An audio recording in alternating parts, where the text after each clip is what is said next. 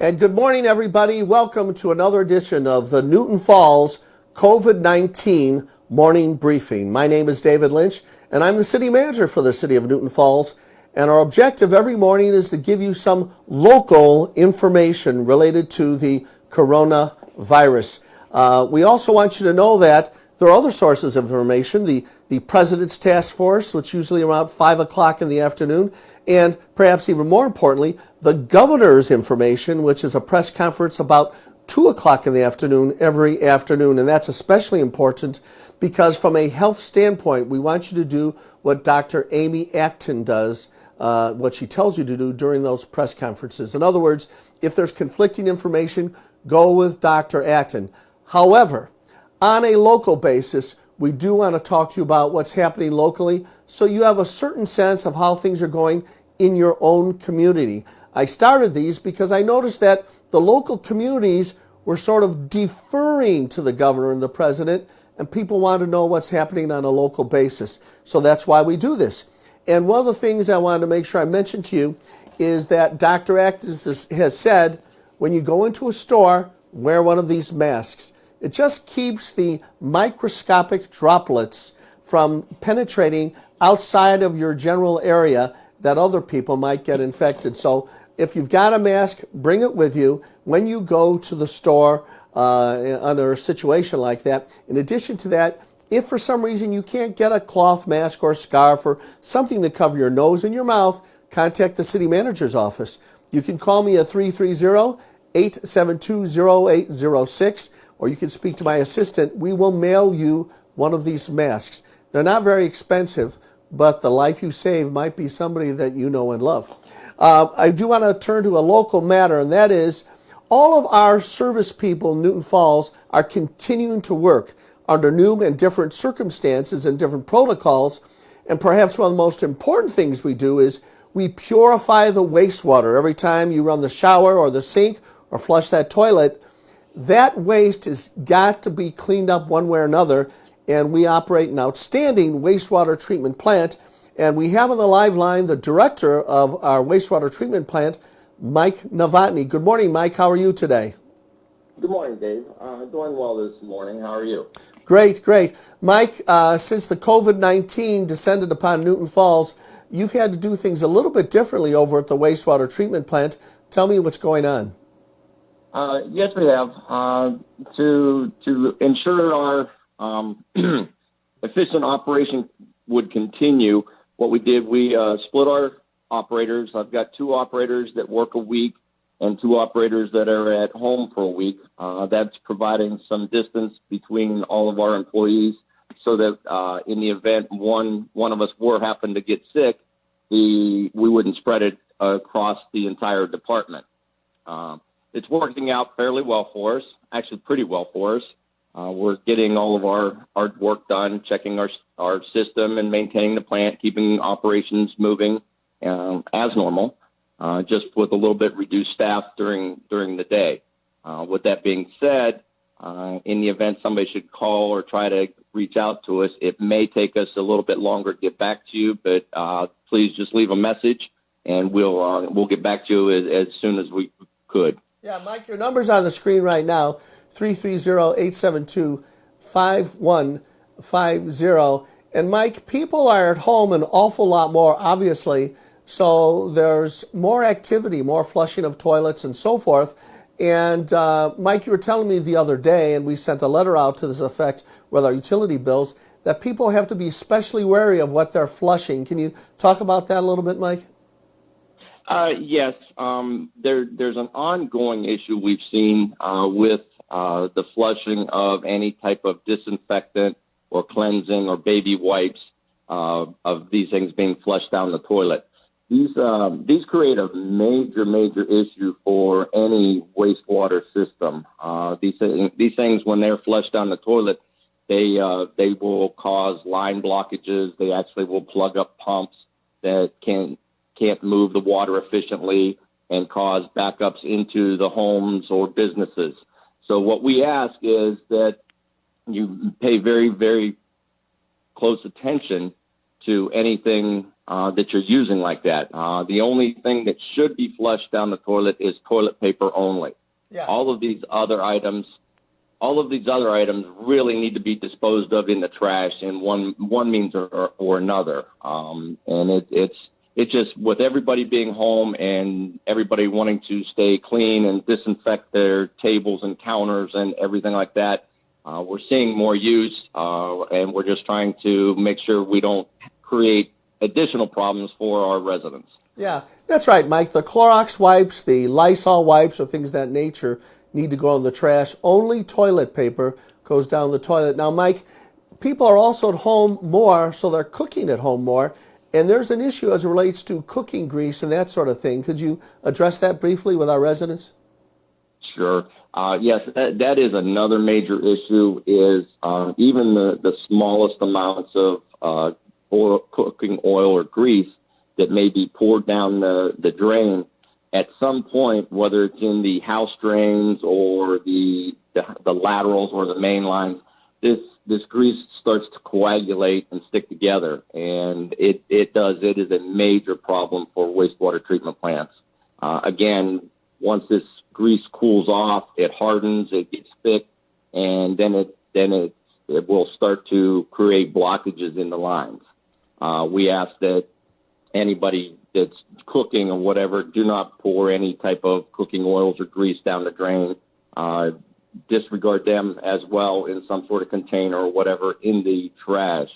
That also goes for any type of other liquids, mercury type liquids, hazardous material type liquids. None of that is all hazardous to the treatment facility at the plant. Yeah, the old days, Mike, when the do-it-yourselfer wanted to change the oil in their car, and they'd walk out to the front of their house and pour the oil down the catch basin.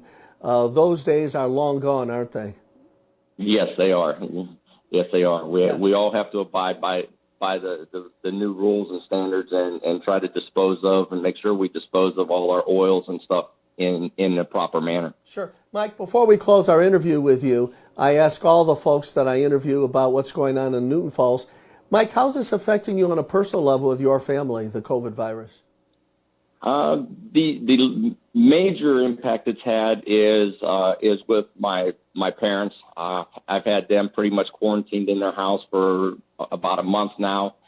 They're not able to see their grandkids or great grandkids. So that's been the toughest challenge right there. Sure. But in the meantime, thank goodness we do have technology like this. So, Mike Novotny, you folks are doing an outstanding job, and I want all our citizens to know these are people that are staying home so that they're safe. They're people that are venturing out, performing the essential service, and what could be more essential than making sure that our wastewater is taken away from our homes and properly purified. Mike, congratulations. Thank you very much to you, and good health to you and your family. Thank you, David. Same to you. All right, that was Mike Novotny, who is the director of the wastewater treatment plant in Newton Falls. And at this time, we are going to talk very briefly to one of our representatives from our city council, and his name is Zach Savette, and he is the Ward 1 councilman for the city of Newton Falls. We're going to talk a little bit about the perspective that he has, which you'll find out is a very unusual perspective. Councilman Savette, are you there? Yes, I am, Dave. Great. Well, good morning, Zach. You are the Ward 1 councilman, and a lot's been going on in your ward, actually, over the last several months. And I wanted to ask you a little bit, what is the burden of being a legislator during COVID-19 like, as opposed to any other time? It's about understanding the roles that the state and federal government play in these types of pandemics, and making sure that what rules and regulations they have, that we understand those and be able to explain those and enforce those at a local level.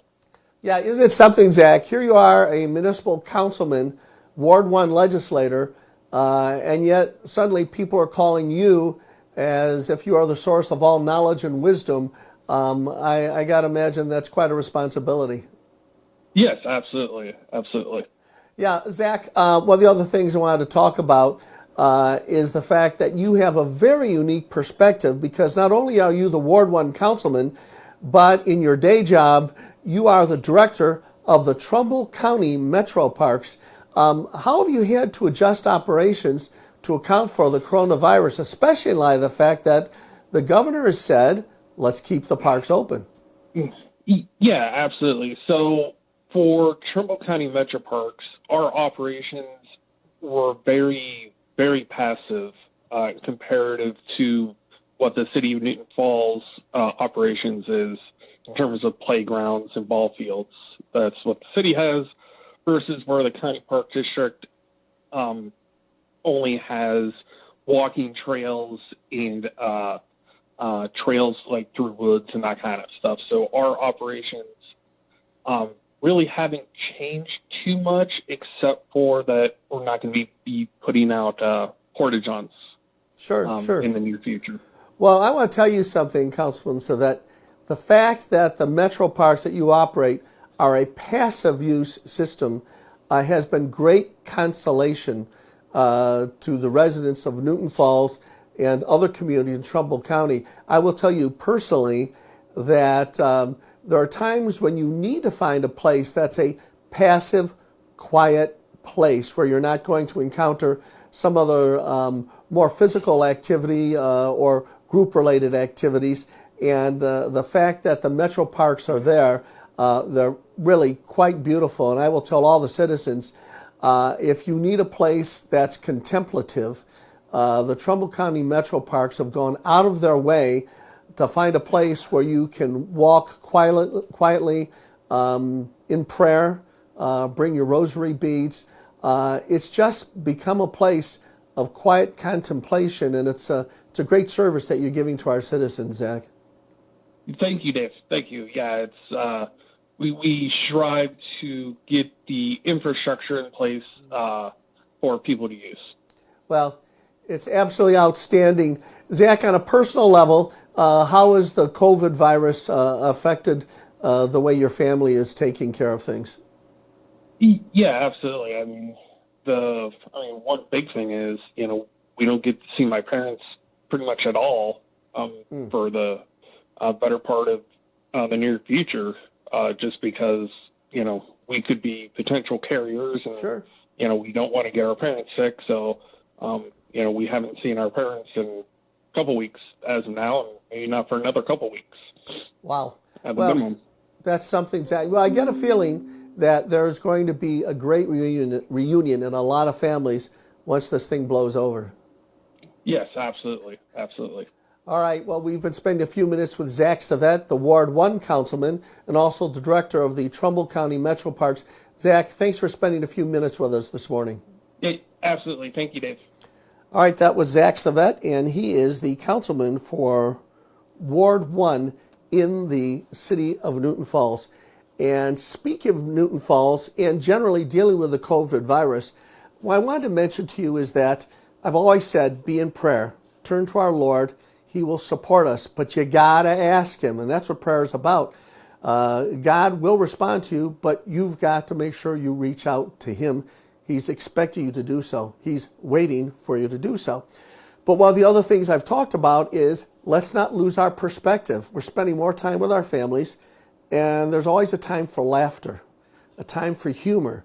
Humor is medicine when we are going through very difficult times. So maintain your sense of humor.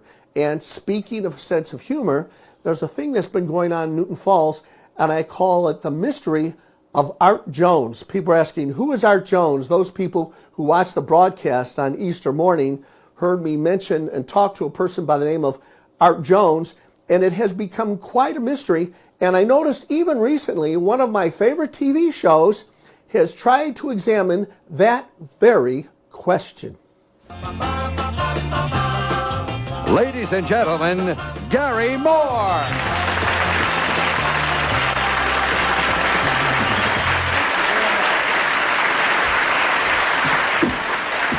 Thank you, Bill Wendell. Hi, everybody.